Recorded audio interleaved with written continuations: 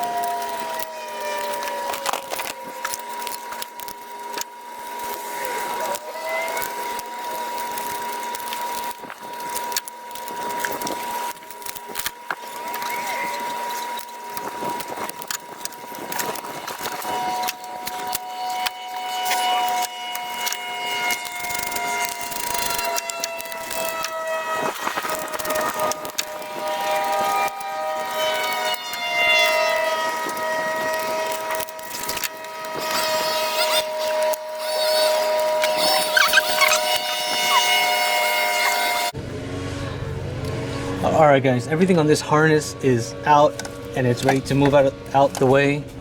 The only thing that's keeping it is the power steering pressure switch, which is down here. I'm going to try to reach my hand in there and try to unplug it.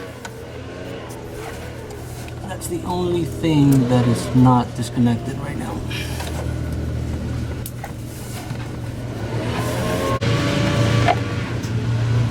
I can reach it, I can feel it.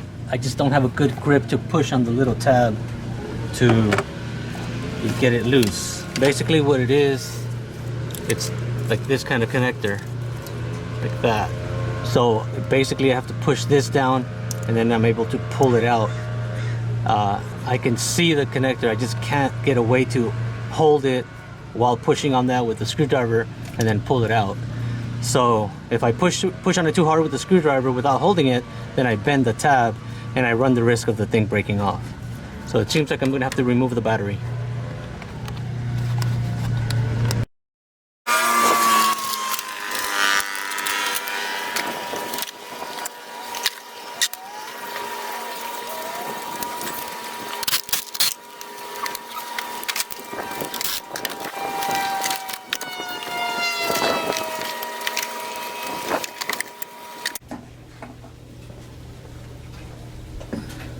Okay, now I can get to the pressure switch.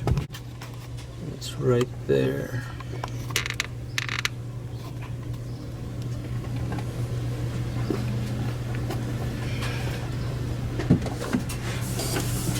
It's right here, right there.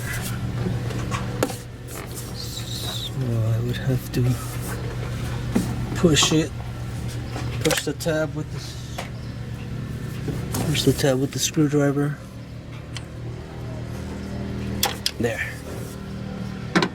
Very simple once you have access to it. So now this whole harness, you can move it to the side here.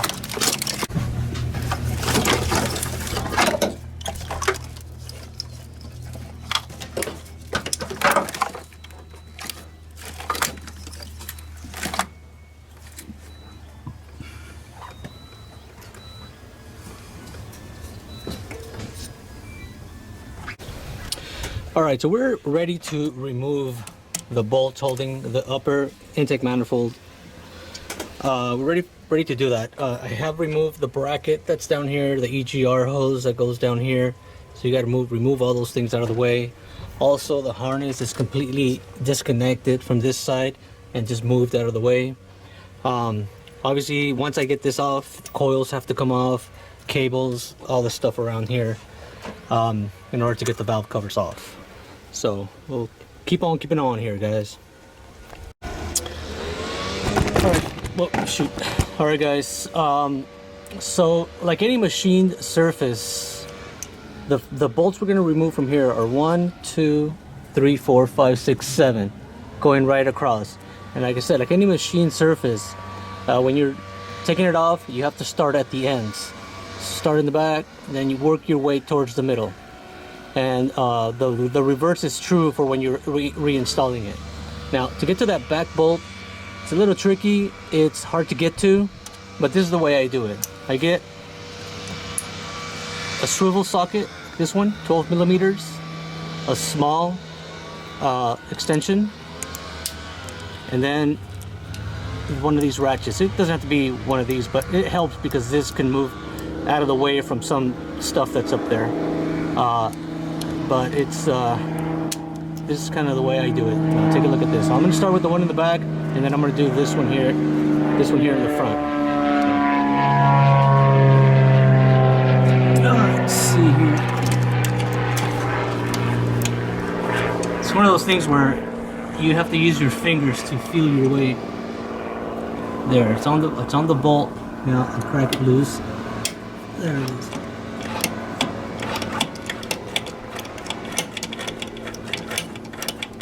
Okay, so that one's loose.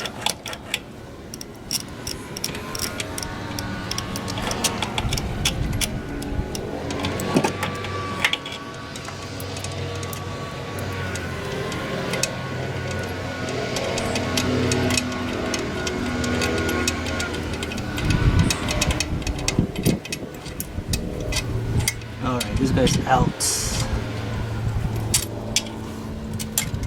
Right here. So now we're going to do the one here in the front. Now it's a good idea to keep track of these on the bench as you're taking them off. That way you don't lose their location, because I know some of them are longer than others.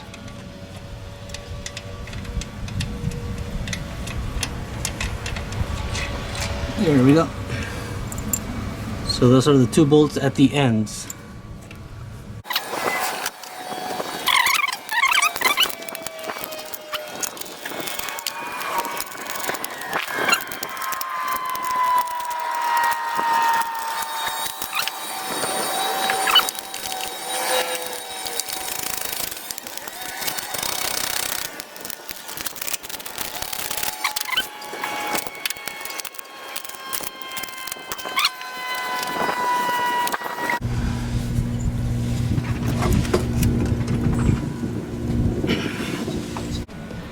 Alright guys, so we got the intake off for the car. It's right here, and then here's the bolts. The ones at the ends are a little bit shorter than the other ones. These three are the same length, and then these two are the same length. So that's the way they go on here. And I don't have a new gasket, so I'm going to reuse this gasket here. See how it goes. Alright. We took, as we mentioned before, we took the intake manifold off, and as always, you make sure you cover the intake holes here so you won't drop anything down there. I like to use this metallic tape, like for your ductwork in your house. It sticks on really good. A couple of pieces just does the trick. Anyway, so the next step is obviously getting the coils out of the way, the spark plug wires out of the way. Alright guys, so I got the valve covers off. I have them here on the table, and everything, I mean, it seems pretty normal. I don't see any obvious damage or anything like that. I did notice that the gasket